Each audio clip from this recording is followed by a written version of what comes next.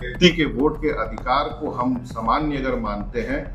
और लाखों लाखों लोगों के वोट के अधिकार की जो चोरी हो रही थी, उस मुद्दे को ये लोग उससे बच नहीं। आज आप देख लीजिए कि जो ऑपरेशन सिंदूर के ऊपर भी जो बहस हुई, सरकार पूरी तरह से बैकफुट पे रही, जिस तरह से कि हम लोग पूरे विदेश नीति में पूरी तरह से फेल रहे। बाद जो डिस्कशन आपका जा करके हम लगातार विपक्ष कर रही थी, एसआईआर पे करने के लिए हम लोग इलेक्शन कमीशन तक के पास भी गए, सारी बातों को रखी गई। सीधे तौर से सही ढंग से कार्य करने को नहीं चाह रहे थे और जिस तरह से तथ्य माननीय leader of opposition Rahul Gandhi ji ने ला करके रखी और चारों तरफ से घिरने के बाद ये एक और दबाव और दबिश ईडी, इनकम टैक्स, सीबीआई छोड़ करके अब एक और हथगंडा ये बीजेपी की तरफ से था कि किस तरह से और दबाव में हम राज्य सरकारों को और विपक्ष दल के नेताओं को डाले ताकि ये मुद्दा से ये लोग पीछे हट जाए। व्यक्ति के वोट के अधिकार को हम सामान्य अगर मानते हैं और लाखों लाखों लोगों के वोट के अधिकार की जो चोरी हो रही थी, उस मुद्दे को ये लोग उससे बच नहीं पाए। आज आप देख लीजिए कि जो ऑपरेशन सिंदूर के ऊपर भी जो बहस हुई, सरकार पूरी तरह से बैकफुट पे रही, जिस तरह से कि हम लोग पूरे विदेश नीति में पूरी तरह से फेल रहे। उसके बाद जो डिस्कशन आपका जा करके हम लगातार विपक्ष कर रही थी, एसआईआर पे करने के लिए हम लोग इलेक्शन कमीशन तक के पास भी गए, सारी बातों को रखी गई। जब वो सीधे तौर से सही ढंग से कार्य करने को नहीं चाह रहे थे और जिस तरह से तथ्य माननीय leader of opposition Rahul Gandhi ji ने ला करके रखी और चारों तरफ से घिरने के बाद ये एक और दबाव और दबिश ईडी, इनकम टैक्स, सीबीआई छोड़ करके अब एक और हथगंडा ये बीजेपी की तरफ से था कि किस तरह से और दबाव में हम राज्य सरकारों को और विपक्ष दल के नेताओं को डाले ताकि ये मुद्दा से ये लोग पीछे हट जाए। स्पष्ट रूप से लगातार मुझे लगता है कि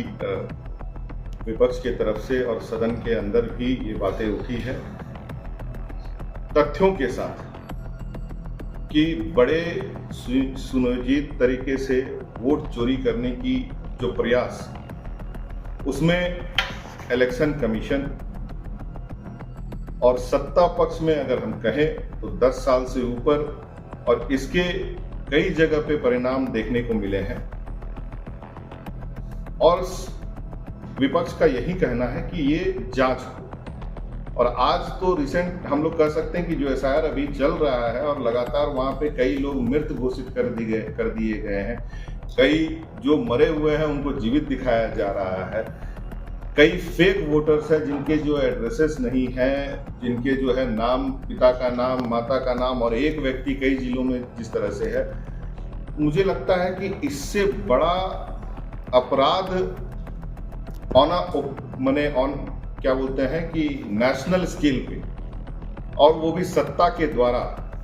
ना इससे पहले कभी हुआ था ना इसके बाद मुझे लगता है फिर कभी होगा। इतना बड़ा अपराध और ये अपने आप को जिस तरह से कहते हैं कि भाई हम भ्रष्टाचार तो इनके जड़ में है, बीजेपी, आरएसएस, इनके जड़ में भ्रष्टाचार है। इससे हम लोग सही काम का उम्मीद नहीं कर सकते हैं और मुझे लगता है बिहार की जनता भी वो चीज़ को समझ गई है, रिजल्ट भी वही है। बिहार की अगर आप देखेंगे कि राहुल गांधी के साथ तेजस्वी यादव जी और सभी जो विपक्ष के नेतागण हैं, आज जो रैलियां कर रहे हैं वो कहीं भी मीडिया में अगर दिख रहा है तो मुझे बता दें। सोशल मीडिया में बहुत अच्छे से दिख रहा है, लेकिन मीडिया में उसको बहुत अच्छी तरह से गौन करने का प्रयास किया जाए। लेकिन एक बात है कि जो चीज़ जनता अगर मान ले तो मुझे लगता है कि वो मीडिया और हमारे और आपके बोलने से ऊपर है और इस देश में ऐसी ताकतों का रहना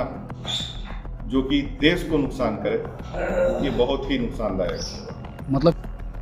ये बात कई बार हमारे ऑपोजिशन के कई लीडर्स कई बार बोल चुके हैं और इंसिडेंट ऐसा नहीं, चलिए मीडिया छोड़िए, हाउस के अंदर भी पक्षपात होता है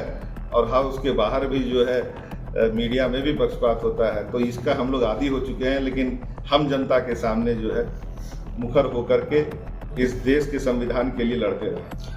प्रेजेंट टाइम में आप यहाँ पर उपस्थित हुए, इसके लिए हम धन्यवाद देंगे। और सिर्फ हमारी बातों को ही नहीं, और भी बातों को आप प्रमुख रूप से रखें, इसके लिए भी मेरा निवेदन रहेगा, क्योंकि आप भी जो है उस पिलर्स में से हैं जो कि इस देश को चलाने में जो है अपना योगदान देते हैं।